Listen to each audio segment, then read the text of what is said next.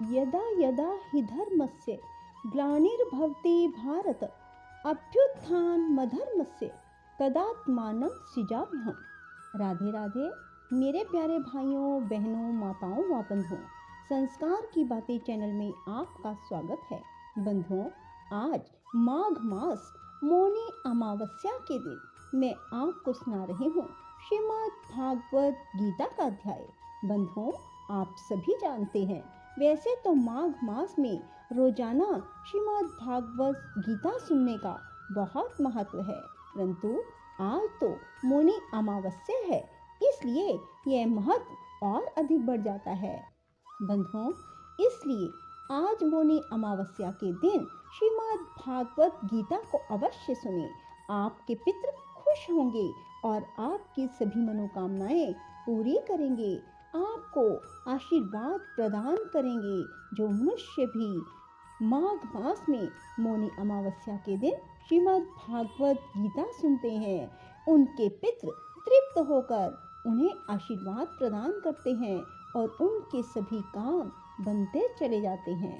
बंधुओं, यदि आपने YouTube चैनल संस्कार की बातें अब तक सब्सक्राइब नहीं किया तो जरूर करें और बेल आइकन दबाना ना भूलें, ताकि आपको हमारी आने वाली सभी वीडियोस की जानकारी सबसे पहले हो सके।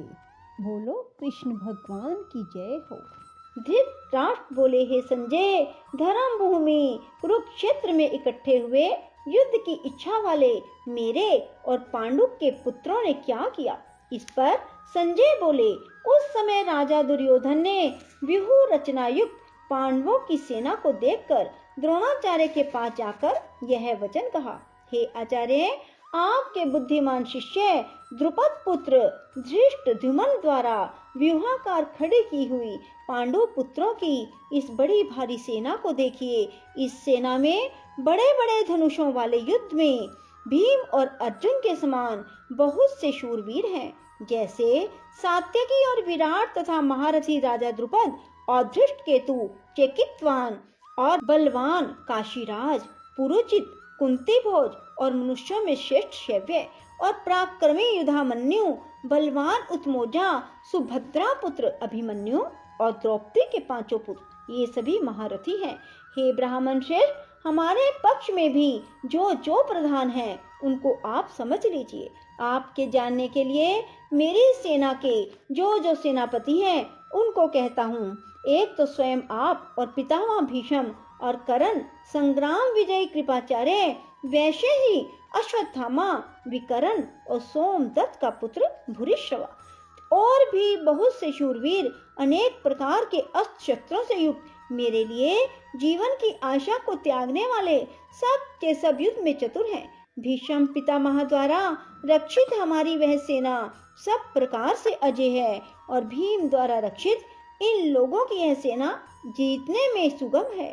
इसलिए सब मोर्चों पर अपनी अपनी जगह स्थित रहते हुए आप लोग सब के सब निसंदेह भीष्म पितामह की ही सब ओर से रक्षा करें।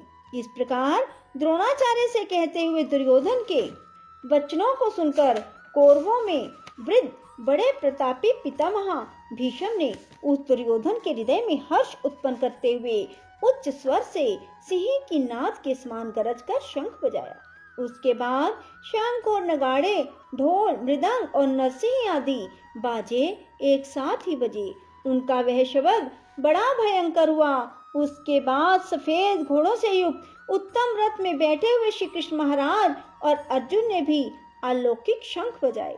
उनमें श्री कृष्ण महाराज ने पांचजन्य नामक शंख और अर्जुन ने देवदत्त नामक शंख बजाया।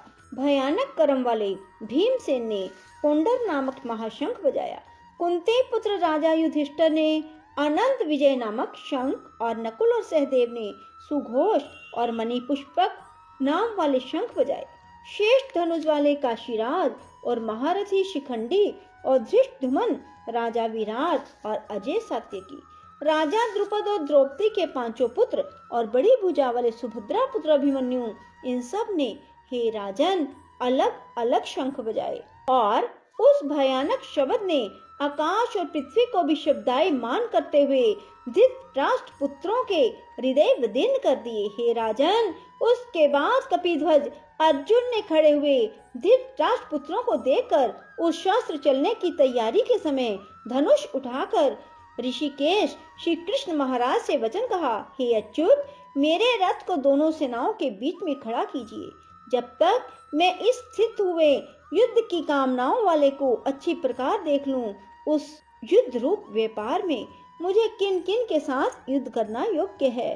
दुर्बुद्धि दुर्योधन का युद्ध में कल्याण चाहने वाले जो ये राजा लोग इस सेना में आए हैं, उन युद्ध करने वालों को मैं देखूंगा।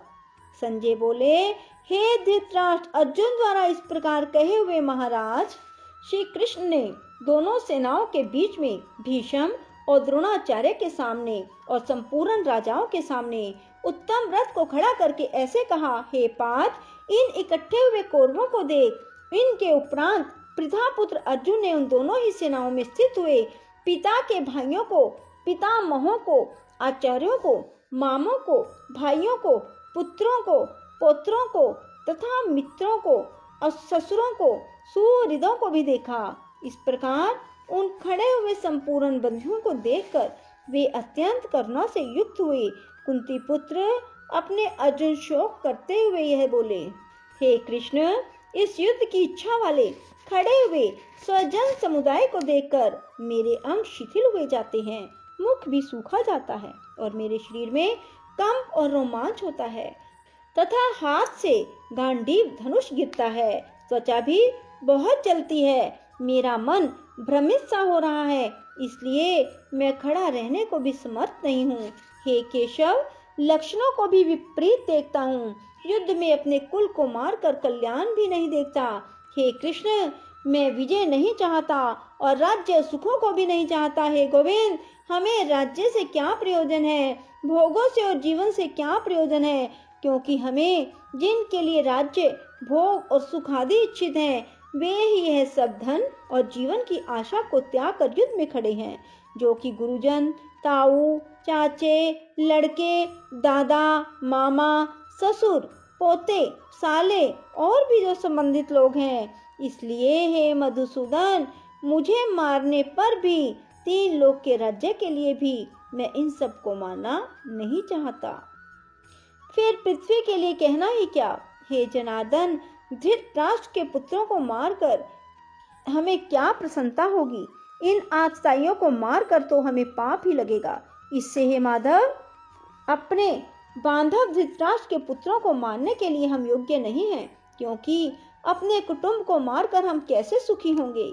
यद्यपि लोभ से भ्रष्ट हुए ये लोग कुल के नाशकृत दोष को मित्रों के साथ विरोध करने में पाप को नहीं देखते, परंतु हे जनार्दन, कुल के नाश करने से होते हुए दोष को जानने वाले हम लोगों को इस पाप से हटने के लिए क्यों नहीं विचार करना चाहिए, क्योंकि कुल नाश होने से सनातन कुल धर्म नष्ट हो जाते हैं।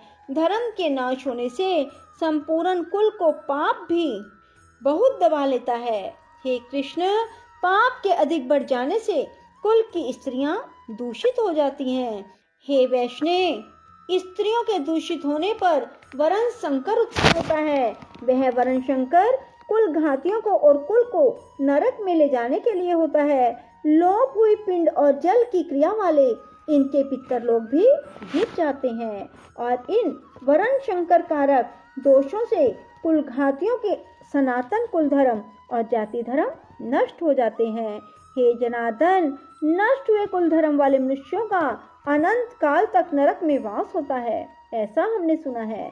शौक है कि हम लोग बुद्धिमान होकर भी महान पाप करने को तैयार हुए हैं, जो कि राज्य और सुख के लोभ से अपने कुल को मारने के लिए उद्यत हुए हैं। यदि मुझ शस्त्र रहित ना सामना करने वाले को शस्त्रधारी धृतराष्ट्र के पुत्र रण में मारे, तो वह मारना भी मेरे लिए अति कल्याणकारक होगा। संजय बोले, रणभूमि में शोक से उद्विग्न मन वाले अर्जुन इस प्रकार कहकर बाण सहित धनुष को त्याग कर रथ के पिछले भाग में बैठ गए। बोलो कृष्ण भगवान की जय हो। राधे राधे। जय श्री कृष्णा। बंधुओं, यदि आपको हमारी वीडियो पसंद आए तो इसे लाइक करें और शेयर भी ज़रूर करें। धन्यवाद।